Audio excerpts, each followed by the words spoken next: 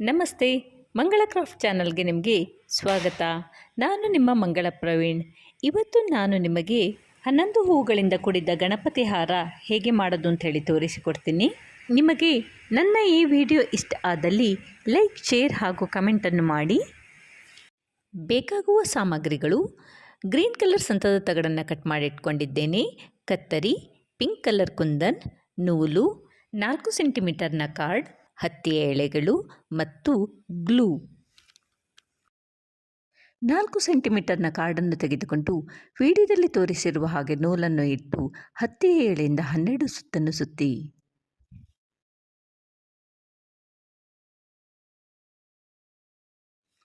Extra ಎಳೆಯನ್ನು cut ಮಾಡಿ ತೆಗಿಬೇಕು.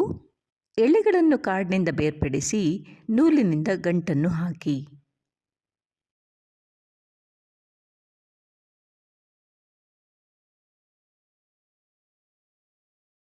ಎಕ್ಸ್ಟ್ರಾ ಇರುವಂಥ ನೂಲು ಮತ್ತು ದಾರವನ್ನು ಕಟ್ ಮಾಡಿ ತೆಗೆಯೋಣ.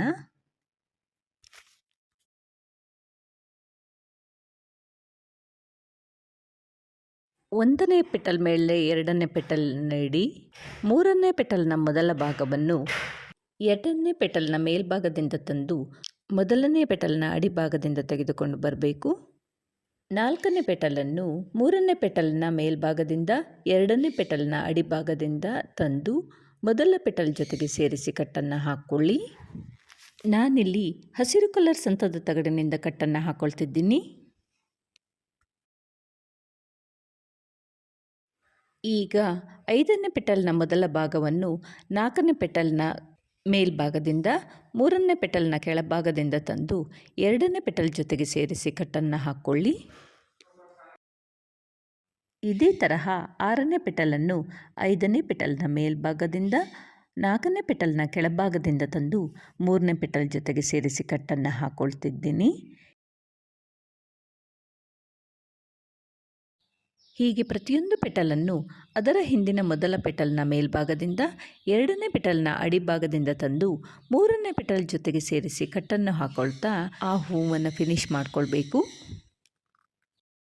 ಎಲ್ಲ ಪೆಟಲ್ಗೂ ಇದೇ ತರಹ ಮುಂದುವರಿಸೋಣ.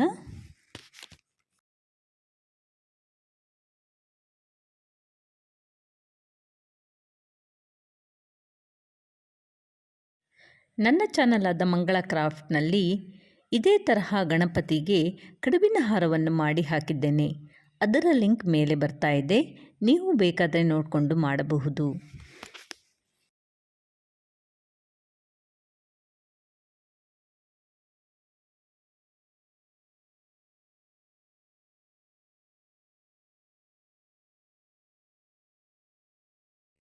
ಇದೇ ತರಹ ನಮಗೆ 11 ಹೂಗಳು ಬೇಕು. ಈಗ ಮಾಡಿಟ್ಟ ಹೂಗಳನ್ನು ಹಾರದ ರೀತಿಯಲ್ಲಿ ಜೋಡಿಸೋಣ. ಒಂದು ಹೂವಿನ ಪೆಟಲ್ಸ್ ಕೆಳಗೆ ಮತ್ತೊಂದು ಹೂವಿನ ಪೆಟಲ್ಸ್ ಮೇಲೆ ಬರುವಂತೆ ಜೋಡಿಸಿ, ಎರಡನೇ ಹೂವಿನ ಮೊದಲ ಪೆಟಲನ್ನು ಮೊದಲನೇ ಹೂವಿನ ಮೊದಲ ಪೆಟಲ್ನ ಅಡಿಭಾಗದಿಂದ 2ನೇ ಪೆಟಲ್ನ ಮೇಲ್ಭಾಗದಿಂದ ತಂದು 3ನೇ ಪೆಟಲ್ ಜೊತೆಗೆ ಸೇರಿಸಿ ಗ್ರೀನ್ ಕಲರ್ ಸಂತದ ತಗಡಿನಿಂದ ಕಟ್ಟನ್ನು ಹಾಕ್ಕೊಳ್ಬೇಕು. ಎಲ್ಲ ಎಳೆಗಳು ಒಂದು ಸಲ ಮೇಲೆ ಮತ್ತೊಂದು ಸಲ ಕೆಳಗೆ ಬರುವಂತೆ ನೋಡಿಕೊಳ್ಳಿ. ಈಗ ಎರಡನೇ ಹೂವಿನ 2ನೇ ಪೆಟಲನ್ನು ತೆಗೆದುಕೊಂಡು ಮೊದಲ ಹೂವಿನ ಕೊನೆಯ ಪೆಟಲ್ನ ಅಡಿಭಾಗದಿಂದ ತಂದು 2ನೇ ಪೆಟಲ್ ಜೊತೆಗೆ ಸೇರಿಸಿ ಕಟ್ಟನ್ನು ಹಾಕ್ಕೊಳ್ಳಿ.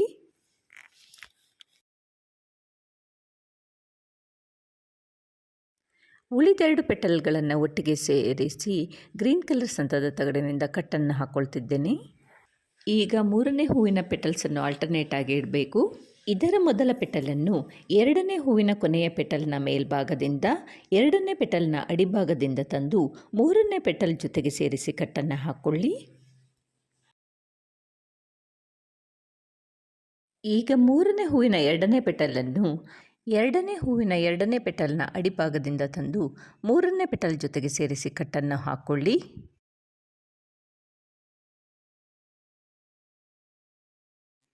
ಈಗ ಉಳಿದೆರಡು ಪೆಟಲ್ಗಳನ್ನು ಗ್ರೀನ್ ಕಲರ್ ಸಂತದ ತಗಡಿನಿಂದ ಕಟ್ಟನ್ನು ಹಾಕ್ಕೊಳ್ಳೋಣ. ಇದೇ ತರಹ 4ನೇ ಮತ್ತು 5ನೇ ಹೂಗಳನ್ನು ಜೋಡಿಸ್ಕೊಳ್ತೇನೆ.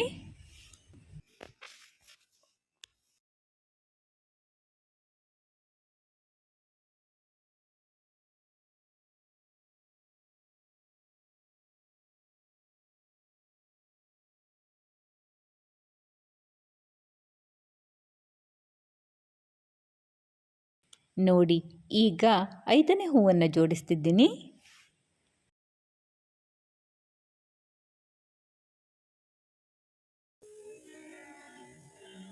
ಬಟಾಣಿ ಹಾರದ ಜೊತೆಗೆ ಲಕ್ಷ್ಮೀ ಹೃದಯ ಪದಕ ಇರುವಂತಹ ಗೆಜ್ಜೆ ವಸ್ತ್ರವನ್ನು ಮಾಡಿದ್ದೇನೆ. ಅದರ ಲಿಂಕ್ ಮೇಲೆ ಬರ್ತಾ ಇದೆ, ನೀವು ಬೇಕಾದ್ರೆ ನೋಡಿಕೊಂಡು ಮಾಡಬಹುದು.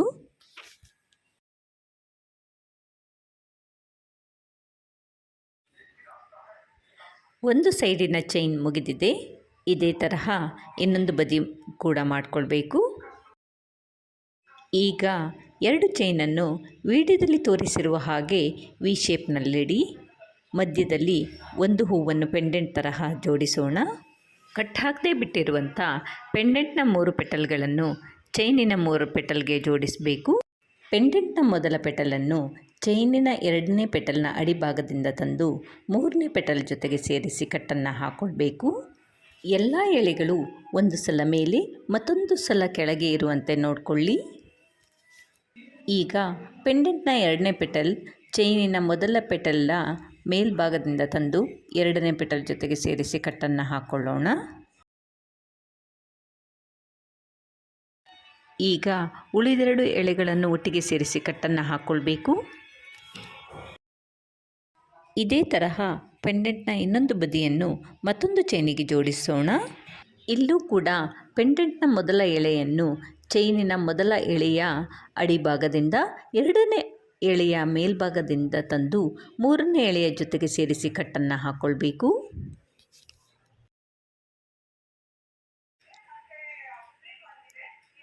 ಪೆಂಡೆಂಟ್ನ 2ನೇ ಪೆಟಲನ್ನು ಮೊದಲ ಪೆಟಲ್ನ ಮೇಲ್ಭಾಗದಿಂದ ತಂದು 2ನೇ ಪೆಟಲ್ ಜೊತೆಗೆ ಸೇರಿಸಿ ಕಟ್ಟನ್ನು ಹಾಕ್ಕೊಳ್ಳಿ.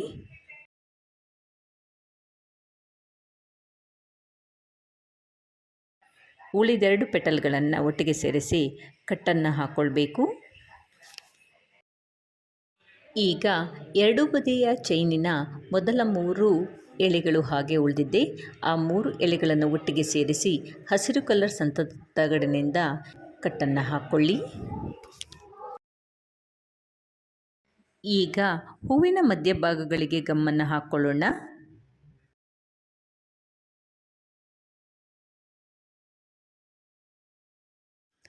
ಈಗ ಅದಕ್ಕೆ ಪಿಂಕ್ ಕಲರ್ ಕುಂದನನ್ನು ಅಂಟಿಸ್ತಿದ್ದೀನಿ.